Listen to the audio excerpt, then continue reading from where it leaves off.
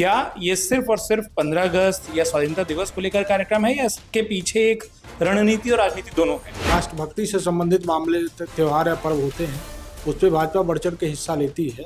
उसके पीछे उनका राजनीतिक एजेंडा भी होता है। पंचायत चुनाव ही नहीं बल्कि 2027 के चुनाव की तैयारी में जुट गई है। एक पार्टी को देखकर क्या दूसरी पार्टी कार्यक्रम बनाती है या कार्यक्रम पहले से तय थे, टाइमिंग मैच कर रही है? कांग्रेस इस समय थोड़ा कुछ ज्यादा ही सक्रिय है। उन्होंने अपनी यात्रा का नाम जय हिंद यात्रा रखा, जिसकी शुरुआत आज से हो जा रही है। हर विधानसभा में 2 जिला पंचायत सदस्य बना लेते हैं। विधानसभा के लिहाज से हमारी एक मुकम्मल तैयारी हो जाएगी, यानी प्रेजेंटेशन की जो रणनीति बनाई गई है उसके अंदर कहीं न कहीं से पंचायत चुनाव ही है। वो पंचायत चुनाव की पहले ही घोषणा कर चुकी है कि वो अकेले मैदान में उतरेगी। स्कूलों के विलय के मुद्दे को सबसे पहले आम आदमी पार्टी ने उठाया। समाजवादी पार्टी पीडीए पाठशाला लगा रही है, आम आदमी पार्टी स्कूलों के बीच में जा रही है। भाजपा इस निर्णय को सही बताने में जुटी हुई है। उत्तर प्रदेश में पंचायत चुनाव को लेकर तमाम राजनीतिक दलों की अपनी अपनी तैयारियां हैं जो शुरू हो गई हैं। अगस्त में स्वाधीनता दिवस के बहाने समाजवादी पार्टी, भारतीय जनता पार्टी और कांग्रेस समेत तमाम दल हैं जो अलग अलग कार्यक्रम करेंगे। लेकिन इस बीच में भाजपा और कांग्रेस ने पूरे प्रदेश में पहुंचने की एक ऐसी संगठनात्मक रणनीति बनाई है जिसके जरिए माना जा रहा है कि ये दोनों ही पार्टियां पंचायत चुनाव से पहले जमीन पर पहुंचना चाहती हैं।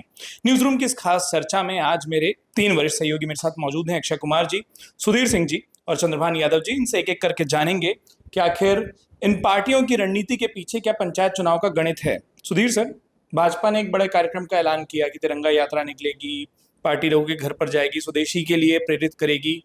क्या ये सिर्फ और सिर्फ 15 अगस्त या स्वाधीनता दिवस को लेकर कार्यक्रम है या इसके पीछे एक रणनीति और राजनीति दोनों है? उत्कर्ष साहब जानते हैं कि भाजपा इस तरह के इवेंट को चुनाव से जोड़कर ही बनाती है। ठीक है, अवसर ऐसा है, 15 अगस्त है, 26 जनवरी या जो भी राष्ट्रभक्ति से संबंधित मामले त्यौहार या पर्व होते हैं, उस पर भाजपा बढ़ चढ़ के हिस्सा लेती है। लेकिन ऐसा नहीं कि सिर्फ एक भाव के तहत करती है, उसके पीछे उनका राजनीतिक एजेंडा भी होता है। तो इस बार भी वही है, चूँकि अभी भाजपा अभी से पंचायत चुनाव ही नहीं बल्कि 2027 के चुनाव की तैयारी में जुट गई है और भाजपा पंचायत चुनाव को अपना सेमीफाइनल मान के तैयारी कर रही है। इसलिए ऐसा कोई मौका नहीं छोड़ना चाहती कि जो जनता में ये संदेश जाए। तो इसके लिए उन्होंने तिरंगा यात्रा के बाद लगातार आप देख रहे हो कि लगातार उनके कार्यक्रम चल रहे हैं। कई कार्यक्रमों उनके अभियान उनके अभी भी चल रहे हैं। तो उसी के तहत इन्होंने ये भी किया है। इसका ये कहना कि सिर्फ देशभक्ति के लिहाज से इन्होंने किया है, ऐसा नहीं है। इसके पीछे राजनीतिक एजेंडा भी है। इसके पीछे राजनीतिक एजेंडा भी आप बोल रहे हैं। वहाँ एक घंटी बजी तो कई बार इशारा होता है कि हम दूसरी जगह भी चलें। चंद्रभान जी, कांग्रेस ने भी एक ऐसी यात्रा निकाली है। पहला सवाल तो ये कि जो अक्सर अमूमन आजकल कहा जाता है कि एक पार्टी को देखकर क्या दूसरी पार्टी कार्यक्रम बनाती है या कार्यक्रम पहले से तय थे, टाइमिंग मैच कर रही है?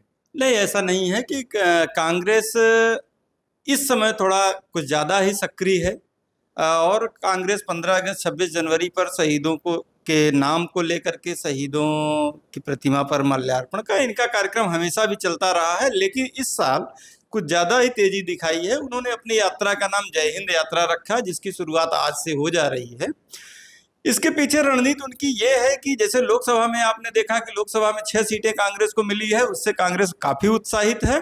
कांग्रेस का प्रयास है कि अगर हम पंचायत चुनाव में हर विधानसभा में 2 जिला पंचायत सदस्य बना लेते हैं तो विधानसभा के लिहाज से हमारी एक मुकम्मल तैयारी हो जाएगी। उसी रणनीति के तहत ये यात्रा निकाली जा रही है और इस यात्रा के जरिए वो अपना, चूंकि संगठन सृजन का भी कार्यक्रम चल रहा था, अभी कल भी कांग्रेस की बैठक थी, कल सारे कोऑर्डिनेटर की बैठक थी। जय हिंद यात्रा को कैसे सफल बनाया जाए, इसको लेकर के प्रदेश अध्यक्ष अजय राय और प्रदेश प्रभारी अविनाश पांडे जी ने एक अपना सूत्र तैयार किया है, एक कार्यक्रम दिया है, कोऑर्डिनेटरों को एक मंत्र दिया है कि हम बूथ पर कैसे जाएंगे और तिरंगा यात्रा का प्रेजेंटेशन कैसे होगा। यानी प्रेजेंटेशन की जो रणनीति बनाई गई है उसके अंदर कहीं न कहीं से पंचायत चुनाव ही है। पंचायत चुनाव वहां पर भी फोकस है। लेकिन एक तीसरी पार्टी, समाजवादी पार्टी के कार्यक्रम थोड़े अलग दिखाई दे रहे हैं।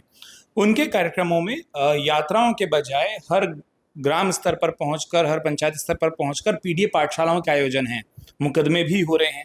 और अक्षय जी, इस पूरे स्कूल के प्रकरण को आपने बड़ी करीबी से देखा, लिखा है।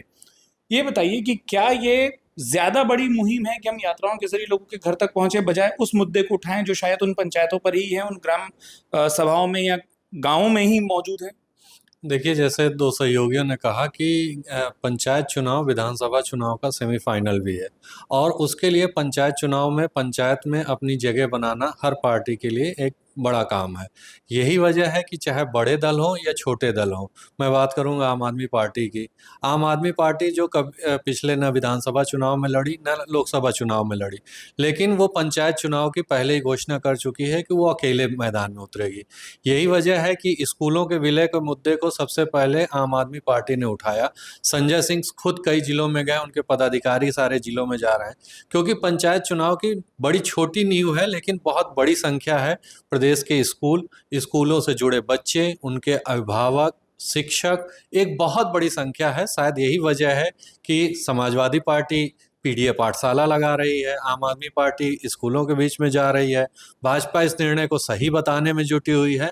तो कहीं ना कहीं पंचायत चुनाव में स्कूलों का विलय एक बड़ा मुद्दा उभर करके सामने आ रहा है। और अक्षय जी जिन्होंने कहा, उस लाइन में एक लाइन और जोड़ दें, न सिर्फ आम आदमी पार्टी बल्कि इस प्रदेश का हर एक राजनीतिक दल इस पंचायत चुनाव में अपने बूते पर जाने की तैयारी कर रहा है। उसके जो भी अपडेट्स होंगे वो अमर उजाला और अमर उजाला उत्तर प्रदेश पर हम आपके लिए लेकर आते रहेंगे। फिलहाल आप तीनों का अपना वक्त देने के लिए और हमारे तमाम दर्शकों का अपना वक्त देने के लिए बहुत बहुत शुक्रिया।